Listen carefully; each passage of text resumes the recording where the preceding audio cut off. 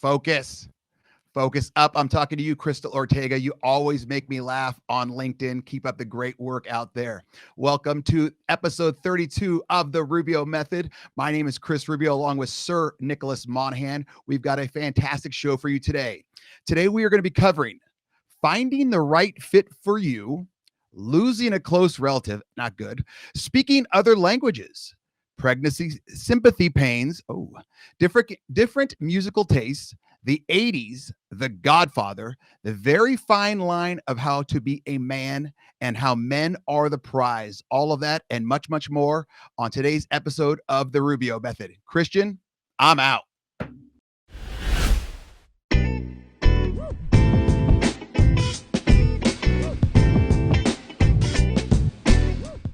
Focus.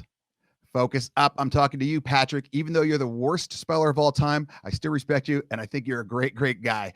Welcome back to episode 32 of the Rubio Method. Monahan, talk to me. What do we got for us today?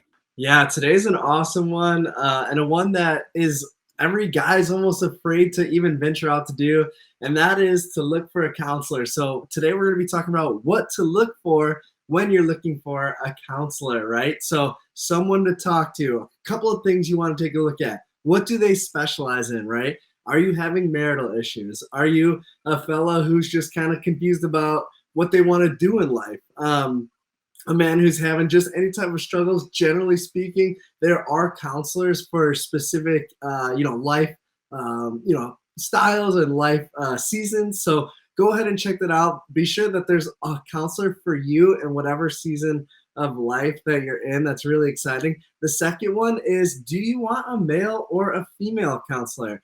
In this day and age, it's always kind of weird to ask, but I always say you get the opportunity. Hey, I speak better to a woman, I'm going to get a woman counselor. I speak better to a man, I'm going to get a male counselor.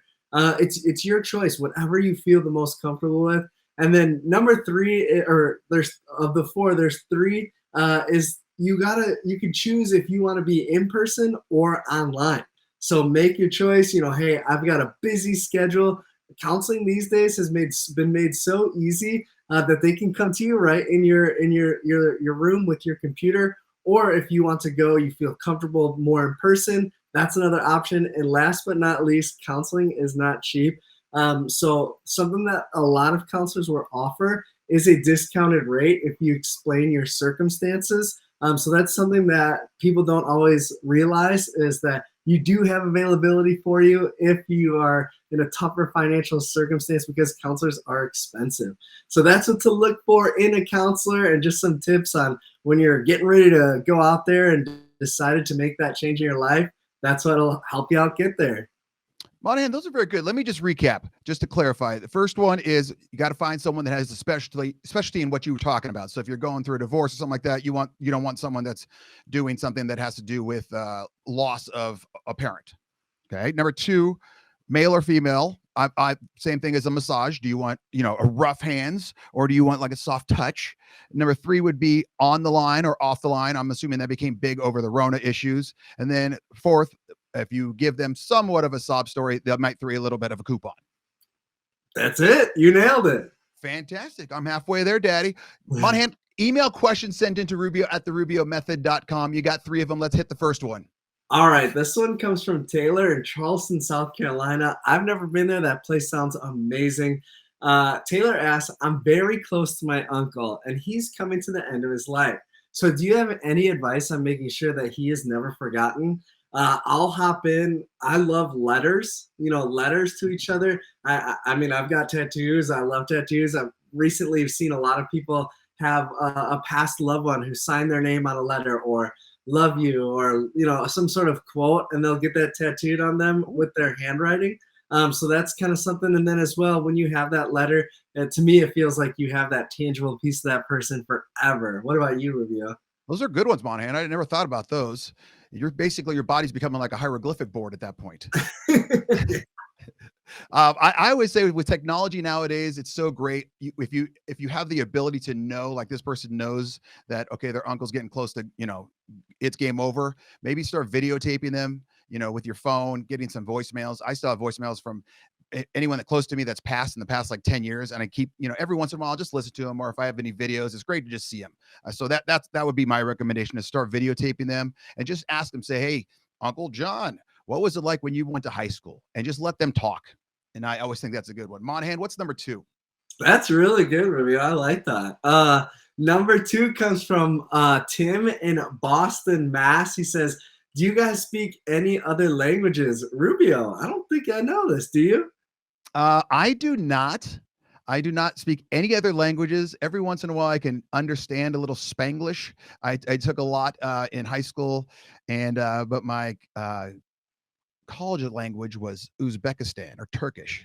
That's a whole separate issue. Monahan, I know you speak another language. That is wild. I did not know that. And yes, I can sign. So if you're deaf or you know someone who's deaf, I can communicate with them. So yeah, I'm fluent in sign language. It's one of my biggest passions. So yep, I can sign. Monahan, I have a question about sign language that I was asking actually someone else, and I figured I'm going to ask you on this. Is sign language different in different languages? That's a great question. And yes, it is. There are all kinds of different sign languages. There's American Sign Language, ASL, and then there's British Sign Language, where they kind of do things a little differently. They just add a U in the word color. Yeah, exactly. That's Canadian Sign Language. But yeah, there's different signs. And then also something to think about too is there's a lot of like people that don't have access to sign language. So they create what's called home signs. So like if someone is, like in kind of a remote area, they'll just start making signs up with their family. And that's Tree. kind of what they run with. Like that? Yeah, exactly. So like this is the sign for yes. And then whatever, like they could go like this or whatever. They make up their own sign that the family understands. Learn something new today, Monahan. What was a good one? What's the last question? Yeah, so this one comes from Wendy in Santa Fe, New Mexico. I love New Mexico. She says to keep on the pregnancy theme. We've been getting a ton of pregnancy. I know. I don't know. Our followers and fans love it. Says to keep them on the pregnancy theme. Did you guys have any sympathy pregnancy pains or things like that? I'll hop in that one again. No, I did not. I actually was just like, all right, well, let's just kind of keep it moving. And yeah, Casey was tired a lot, and I'm always tired, so maybe that's it. What about Monahan, you? you're so nice. I thought for sure you would have. I think I did the normal where I happened to gain a little bit of pregnancy weight. Oh, I did that. Because my rule was if my wife's pregnant and you're doing something that I'm not going to do or can do, you get to do, you want 5 meals, eat 5 meals. Even if you have one bite of each, I don't care. Then I was like, I'm not going to waste this food. So, I might as well eat it. But I did have one where I swear, pregnancy women obviously have a lot of hormones and they have a lot of emotions. One time this is so funny. I even make myself laugh on this. We were watching, given one of those, it wasn't a Hallmark movie because she protests, and which that's a whole side issue as well. We're going to need to cover. I remember very specifically, it was that night and a cat commercial came on, and it was like this guy lost his cat or the cat came back, and it was literally just a cat food commercial. And she looks over at me, she goes, are you crying? And I go, it's a very emotional journey with this cat right now, man. So I don't know what the hell happened there, but I'll just let you know, I had sympathy, emotions, but not pains. Love that. There you go. 2 more segments coming back. We've got a great interview with Harvey Laguerre. I'm gonna close enough. All right, and then we've got the bottom line. Christian, I'm out.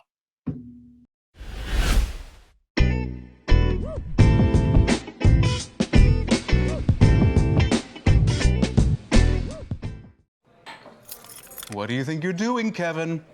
Was just gonna drive home. There are several warning signs present that you shouldn't be driving. Like hearing voices? Like your text to emoji ratio? Oh man, the selfies. Selfie, nailed it. We all have warning signs that let us know that we're probably not okay to drive. Mine is pretending to be your subconscious. Craig, come on man, let's split a ride home. Focus up. talking to you, Sub 60 Ed out in Virginia. I think I shouted you out last week, but you're doing such a hell of a job on Decades, another show on ngbn.tv, that I wanted to double shout you out. Everyone, welcome back to episode 32 of the Rubio Method. Thanks for sharing it on Spotify, YouTube, Google, Amazon, and of course the ngbn.tv logo. You guys just heard a great email question segment, and of course the Minute with Monahan. If you have any questions for us, you can email rubio@therubiomethod.com. I'm ready for this. I got a great interview. Love this guy. He's got a great personality. We're going to have a good time. Let me introduce you to Harvey Laguerre. Did I get it right, Harvey? Laguerre. Close enough. Oh, Laguerre. Okay. Laguerre. See, the accents. I love accents, but I wish I had one. He's a podcaster and host of Men Are the Prize. He's a public speaker. He's men's life coach and husband and full-time father. Harvey, welcome to the Rubio Method. Thank you for having me. I've been ready to get on. Let's get to talking, bro. Let's do this. Okay. I have three quick hitter questions for you. Number one, this actually shocks me. Do you really hate the Beatles and Elvis? In a word, yes. Okay. Did you watch the new Elvis movie? No, but I know enough about Mr. Presley to know you need that to watch it. You need to watch it. I'm telling you, because it tells a different side story, and you're going to swear to God, number one, that the actor is Elvis. Yeah, Christian's dumbfounded right now. The Beatles I can see, but watch the Elvis one. I'm telling you, the new movie, it's phenomenal. Okay. One question. The reason I'm not a fan of his is this, and tell me if the movie, deals with this issue. A lot of his music isn't original. His style, his dance, everything about him honestly is stolen from other artists. Biggest hits, he didn't write his stuff. A lot of his stuff that's my problem. A lot of these artists got big off of the back of black artists, Yeah, so, I can see that, and I get that, and that's one of those things that I like Taylor Swift, T Swizzle, shout out to her, because she writes her own lyrics and songs, and then it pisses me off that Elton John, who's considered one of the greatest, the dude he writes his words or he writes his music. Christian, can you double check that for me? Yeah, he has a writing partner. Yeah, the Lion King stuff. It's him, and I forgot the name of the guy. He has a writing partner. Is it? That's the guy from Motown. Two different people. Very good. Great. That's a great. Have you ever seen the Motown play? I've seen that. And I know of Berry Gordy. I'm a Motown head, so I know that's me. That's me too. I grew up on it. All right, so you really do hate the Beatles and Elvis, but you are going to promise me that you're going to watch the Elvis movie. I will. For you, I'll watch it because you asked. And it's Christian. It's Bernie Taupin. Bernie Taupin. Yeah, is that the guy? Because he did a lot of the Lion King stuff. I'm not sure if it's Bernie, but he's had a few writing partners in his past. So I could be wrong. Yeah. Okay. Number two. I was scanning over your Facebook posts and going back. You and I have a similar interest. Why were the 80s so great? The best music. Yes. Big hair, big guitar. Well, hold on. You and I are going to be thankful for big hair. Dude, the 80s. Come on. It's Poison. It's Def Leppard. Pour some sugar on me. I grew up in Long Island. So when you hit the Long Island Expressway, they hand you the Billy Joel greatest hits. I mean, this is just what I grew up on. And eventually I kind of moved out. But it's the land of the one-hit wonders, of the best movies, the TV shows with the best theme songs, the best sitcoms, all of that. The 80s is its own genre unto itself. By far the best decade for everything. And the thing is with 80s too, you can put on an 80s song and you're like 80s. And I can't tell if it's like the synthesizer. Is it the trumpets? Is it a sax? I don't know what it is, but I can go, okay, 80s right away. Or in the movies, they're so bad that they're good. Like there was like a huge genre of like ski movies, like snow skiing, where or lifeguard movies, and they're just like Ski Patrol. I just watched a couple of weeks ago, and I was like, holy Jesus, is this terrible? But I can't turn it off. It's a car crash, and I love it so much. It's my love. It's my decade. I grew up. Everything about the 80s is great, and I love it. And I'll talk about that anytime. I'm not going to call you a liar on that one. All right, now we've got to get to a more somber topic. The third quick hitter question. I'm having trouble with this, and I need your advice. How do I get my wife to watch The Godfather? Dude, she won't watch it. Do you know how long it took me to get the mistake I made? She's so hot that for a second, I didn't have her fill out the application in full. To marry me, there's certain films that you would have to see. Godfather is one of them, and apparently I was blinded by the light. We got married, slipped the ring on her, and I threw a Godfather reference out, and she looked at me like, we can still get Leave this the annul. guns, take the cannoli. Damn right. Sunday, I don't Monday, know. Tuesday. I don't So know. is You got to there get her anything that I early. can You got do? to catch her on a good day. You got to get her to watch The Godfather. I don't know. If I knew your wife better, I'd be able to find a way to weave something in. But Okay. strap her down, get her movie popcorn or something, watch it with her.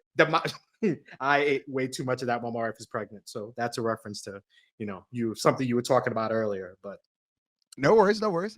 All right, Harvey, let's get to the more serious questions. Talk to me about Men Are the Prize. P.R.I.Z.E. All right. Men of the Prize is a podcast that I created. It's in essence a spin-off of a podcast of the first podcast that I've done that I did. And it's with my wife, and it's called Love is Black.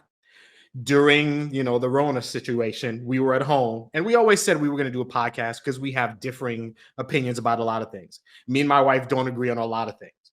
So we would have these conversations, and like, there should be a mic in here. So we had this podcast, and we started doing it. Our relationship in the culture, Black love, blah, blah, blah, whatever. And I had fun doing it. Eventually, I was like, I need to do something for men.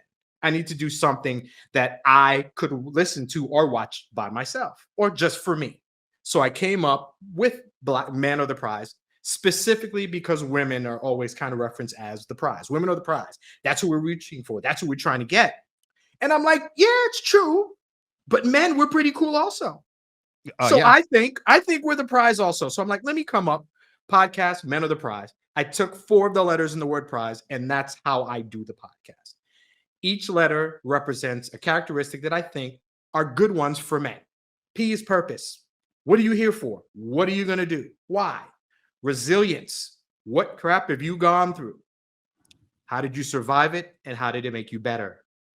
Z is zeal. Enthusiastic devotion. What do you love to do? Specifically, what do you love to do that is for you? Not work, not family, not that something else is associated with. What is something that is strictly for you? Something that you would do that at times may make other people unhappy, but you do it for your self-worth, for And yourself. it's okay to be selfish And doing it. and damn right it is. And an E is expectation. Where are you going to be in 5 years? What do you expect of yourself? What will you be? How will you get there? All of that just leads to a conversation. I throw these words out and I ask questions, and it leads to other things. I can figure out a lot about you by what your purpose is. I can figure out a lot about I you. was just going to say, for it. when I was on your show, it was a fantastic episode. I highly recommend everyone checks it out. Is that you can find out, but even when you were asking me the questions, and I did my research, I was like, okay, what's he going to ask me? Let me go through this.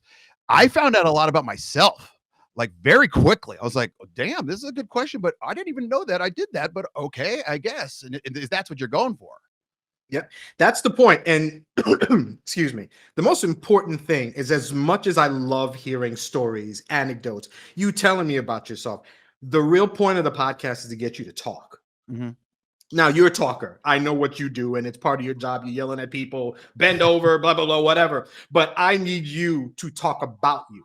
And as men, that is not something that's not something we usually do. Yeah. We are not usually the subject that we know the most about. If you think about it, as dads, fathers, coaches, teachers, friends, we are typically the ones taking care of others. We have a list of people that we take care of. This list, my wife and my kids, has the car, the house, the games, the phone, all that stuff. Where are you on your list? Where are you in your hierarchy? So it's a rarity to get a man to sit there and talk about himself strictly. That's what that is. What do you do? Why do you do it? And just say something. The more comfortable men are at speaking, the better they are. Their mental health is better. You recognize your value. You recognize your importance. You see a lot of things. And that's the important part. That's what I want. I want you talking about whatever you've got going on, and then we work from there. Have you always been someone like this that can talk just open yourself up, or did you have a revelation, so to speak? No, not at all. Not at all. I grew up in a 30-second clip of my life. At 10, my parents got divorced. They were in a very, very violent, very toxic marriage. After that, I ended up living with my dad. Wasn't the best decision. Pretty much raised myself from 10 on. closed off, quiet, did all my stuff. When I was 18, after a year failing out of college, I came home. Nobody wanted to even look at me. I was an embarrassment to the family. I had no self-esteem. I tried to kill myself, didn't work out. I had no one to talk to for a really long time. And I remembered how I felt that year. I have this scar on my wrist that reminds me of that decision that I almost made. And I remember not having an outlet, not having a person to say, it's going to be okay. Everybody messes up. Yeah, you failed out. You get another chance. I didn't have anybody to talk to listen to. And it took me a while to get past that, to the point where now I can do it. And it took me meeting my wife and having my kids and then, kind of having life. But I recognized that I wasn't the only person, the only man who felt this way. We all struggle like this. And a lot of us don't have a person to talk to. So once I was able to open up, the next step was, let me help the other guys who are going through the same thing. And it starts early. I'm 12, 13. I think I can play football. I go out for the team. I don't make it. And I don't have like a mom or a dad who sit there and listen to my sob story about it. So I hold that in. I wanted to date the cheerleader, the best looking girl in the school, but she didn't give me a second look and she broke my heart. Okay. I didn't have anybody to talk to about that. So that sits there. All these little disappointments, all these things, all these kind of parts of life, but I don't have anybody to discuss them with. And it just sits there and it builds up. Somebody needs to be there. So just to listen. 99% of the issues we men have are because we don't have somebody to let ourselves go, talk about what's going on. So I wanted this podcast to be a space, a safe space for men to say whatever, no judgment, no P.R.I.Z.E, no nothing. You going through this stuff. And when I can hear another guy talk about his troubles, I'm like, I went through that too. I wasn't by myself. I'm not alone. How did he deal with it? What did he do about it? And the more I hear that, the more I can normalize issues, and the more I can normalize talking about them, the better we men are in general, for our mental health, for our physical health, for everything about us, for our confidence, self-esteem, value, all of these things, so that when we kind of get ourselves back to where we need to be or where we've never been, we recognize that we are the prize. Okay, so I'm listening to this and I agree with you 1,000%. So I'm a guy listening to us right now. Okay, Johnny's in Vermont and he's listening. He's like, I'm that way. I'm that way. I'm that way. So Harvey, what advice do you give to Johnny? I think I just named him, to get out and find someone to talk to, because eventually you found your wife. You struck gold. You hit the home run. But what if this guy, he's like, okay, I'm not dating. I'm not doing this. What advice do you have for that person to find someone to speak to? One of the questions I ask on the pod, and I'm sure I asked you too, is, do you have a person? Do you have like a ride or die right now? Could you, Rubio, call somebody like, listen, I want to, I did something incredibly stupid, really dumb. Do you have a safe space? Do you have a friend? Not just somebody because we know people. Yeah, but you have somebody. I'm in jail at 2 a.m. I need $2,000 bailout money. Yeah, and by the way, I'm in Arizona. Be here in 24 hours, please. And he won't tell you why. Like that guy. Yeah. Do you have? And a lot of men don't. So my first question is, do you have that friend? Because that friend will talk little junk. He'll jab you. He'll make fun of you, but he'll listen. That's the first step. So I want you to find a friend. If you don't have that friend, then we need to look for a therapist. Then we need to look for a professional. Who can I talk to? Who is it that can understand what I'm going through? It's your life. You don't want to make any bad decisions, but to save yourself, you got to put in the time. You got to find somebody who's going to sit on the phone or sit in the room where the couch is and listen to what you have to say. If while you're waiting for that person, journal, write, record your voice, talk, express yourself, get it out. Don't let it sit. Just like when we eat badly, we're just building up cholesterol, fat, plaque, and all that stuff builds up. And then guess what? At some point, explosion. It's the same thing with your mental health. When you have all these issues, these struggles, and you don't get them out, whether it's to a person or out in the air, get it out somehow. Meditate, walk, sing. I don't know, anything. Listen to 80s music. 80s music is the best thing. That 90s music puts you right back in a bad mood. Put yourself in some 80s music and you'll be fine. The more you can release, but you find somebody to talk to, And that person can let you know that life is tough. It's difficult. It's a struggle. Sometimes we fumble. We don't always get the ball when we need it, but you'll always have another chance to do it. And there's somebody out here in the world who's waiting for you. I always end my podcast with that. There's somebody who's waiting for you to walk in the room. There's somebody who's ready to hear your voice. You make somebody's day better by your sheer existence. So don't leave us. We need you. So you find a way to make it through today, and tomorrow you do it again.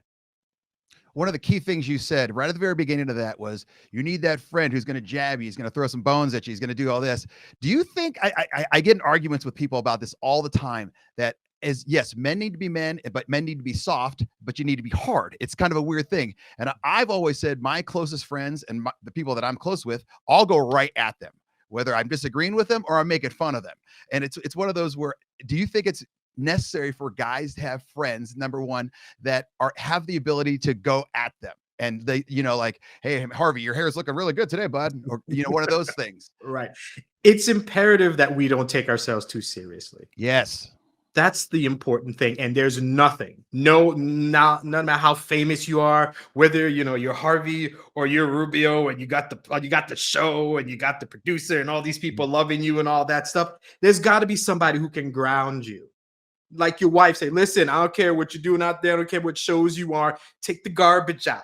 You need to be reminded that you are just a person. And your friends are those people. We need somebody to just remind us where we are, keep our feet on the ground. And I think it is for guys. But I will say that soft, when it comes to guys, is a subjective term. Yes. Soft can mean a bunch of different things. You're soft. You may not think you are as hard as you may be. Exactly. And any guy who may think that he's not, but if he's a father, guaranteed he's soft, because we can't be hard on the kids all the time. It's there. We have to, accept it, live with it. That's part of us. I guess it's the feminine side of us, that it's okay to be soft, to be vulnerable. At the same time, to be gruff. Situations dictate what we need to be. But guys, I think definitely, because I'm a man, that's what I can speak to. As a man, yes, we should be soft. But I have a 19-year-old son. I'll hug him, and then I'll give him a little kidney punch. So it's the same. It's all at the same time. Okay. Speaking about your kids, but one of my questions was, you're a very involved dad. You're a stay-at-home dad, I think, of 4 kids, 3 girls, 1 boy. Yes, sir. Okay. And ages are ranging from what to what? Oldest is 19-year-old son. Then I have a 17-year-old daughter, a 13-year-old daughter, and an 8-year-old daughter. Good God. Yeah. Okay. That's a lot. My question was, were you raised by this great fatherly figure that showed you what to do? But you already answered that. So how are you doing this? Because I was the same way. My parents got divorced when I was 9 months old. My dad was in and out of the picture, completely out. And so my thought always is, I'm going to do exactly what I didn't see done and kind of hope that works out. Is that what you're doing? I am and sadly, it's what I am. It's what I do. But it makes me sad when I kind of think about it. I do the opposite of what I saw, because of how what I saw affected me. Mm-hmm. And I can say I do. It's my ideology. It's my mantra with my kids. But as humans, we try our best to not be our parents, to not be our dad, in your case, be your mom, whatever male figures are around you. But we slip into patterns. But for me, the way my dad wouldn't talk to me or wouldn't listen to me is the way that I purposely create conversation with my kids so that we can talk. I feel like I'm probably the Rubio in their lives, because I will start a conversation and disagree with them just so they can talk about stuff. Yeah. I do that. I want my kids to be able to communicate. They should be able to speak their minds. And one thing I heard that I really picked up as a parent is that as an African-American, as a Black, we're Haitian. We don't like our kids talking back. We don't like them being disrespectful, something like that. But a really good parent almost wants that from their kids. I want my kid to be comfortable enough to express their opinion, to be able to say it, even if to me it comes off disrespectful, because they're comfortable, defending themselves, making a point. Learn how to and debate. That's okay. So make a debate. Say what you got to say. You could be wrong. You could be right. Sometimes in a debate, it's not about being right or wrong. It's about me understanding your point in general. Yeah, so if my kids are way. able to express it, that means when they leave the house, if they can do it with me, they can do it with some other bum on the street or some other person they work with or some person that or any other conflict they deal with. So yeah, I like to let my kids talk. I'm there because I'm here. I had a father who was in the house, but he wasn't present. And there's a difference. You can live with me, but you're not with me. And I live here and I'm with them. My wife works and makes all the money. I'm here with the kids. I pick them up, take them to school, make them dinner, yell at them when they're on the phone too long, yell at them when they listen to the wrong music, yell at them when they're not listening to enough 80s music, all the stuff that I have to. That's me. And I'm in their lives. I'm a huge part of their life. So that's what every kid should have, a parent like that. And in some cases too. But my wife works a lot. So I just do what I can to be present for my kids, especially my 3 daughters, because they need to see a man. They need to see a good male figure so they know what to expect when they go into the world. And that's just what I do.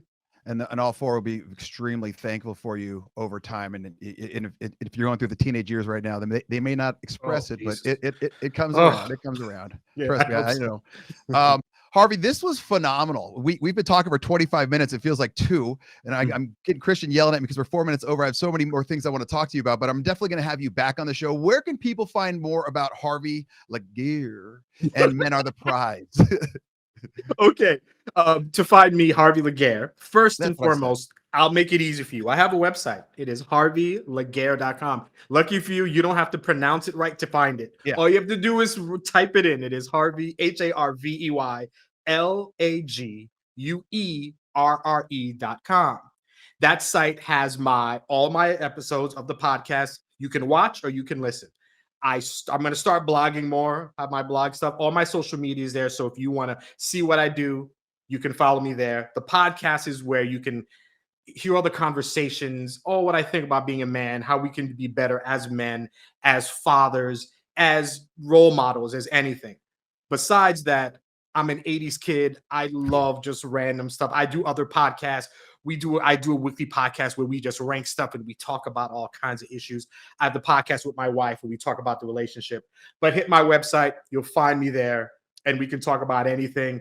When I come back, Rubio, I will come back, but I'm going to need a good 4 or 5 minutes of proper discussion about 80s music. I will need that on the contract to come back. Otherwise, I'm not free that day. So just keep that in mind. I know if we go that, we're gonna do like I'm talking one-hit wonders. I'm talking like Electric Avenue. I'm talking Courage Trent D'Arby. Grant. I'm talking all of them. I want all the drama. I want it all. One question: what's the best '80s movie right now? Gun to your head. One movie to watch. '80s. Oh God. I want to say The Goonies. I mean, that's such a good movie. It's a damn good movie. Stand By Me. I mean, don't pigeonhole me here. I just saw License to Drive with like the Corey Feldman fame. I mean, they're just so bad and so good. You were doing well until she looks like she's 15 years old and she's getting into clubs, and this guy's driving a 45-foot Cadillac from his grandpa, and it just so happens to work out that he can go reverse all the way to the hospital where the parents don't even know the car's crashed. They're just so good. But so bad. That's good. Ferris Bueller is a great one too, by the way. So I'll say that for me, I like random movies. There's 2 for me. One is The Legend of Billie Jean, which is one of my favorite movies. Phenomenal. Fair is fair. Exactly. Exactly. Love that movie. Love that movie. Great soundtrack. Love it. The other, and you mentioned Berry Gordy, so we're going to slip in. The other one is a movie called Berry Gordy's The Last Dragon. The Last Dragon is an absolutely wonderful film. It's so bad, it's good. I'm writing it down. Watch that. The soundtrack's amazing. It's awesome. Fantastic. Harvey, if I have to watch Elvis, you have to watch The Last Dragon. I'm gonna watch it today, man. I promise you got to watch Elvis though. Harvey, this has been great. Great. Really appreciate you coming on. Remember, everyone check out Harvey Laguerre and Men Are the Prize. Christian, I'm out.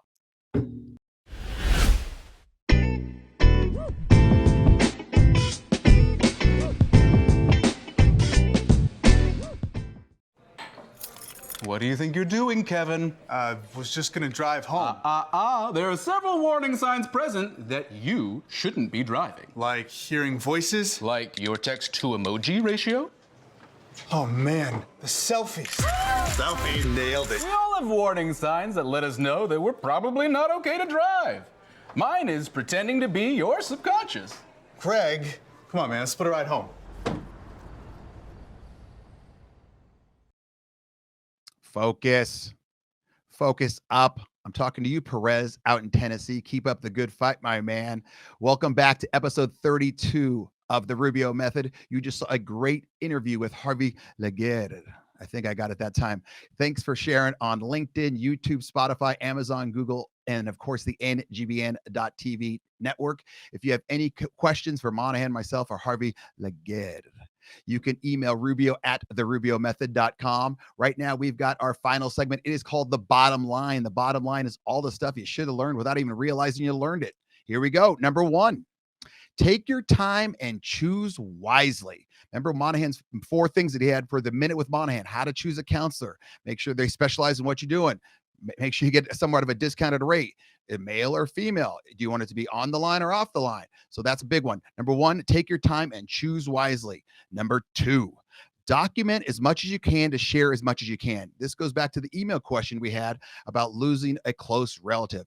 Right now, everyone has relatives that are getting a little bit closer to the next time, their next stop, we'll say, in life or the afterlife.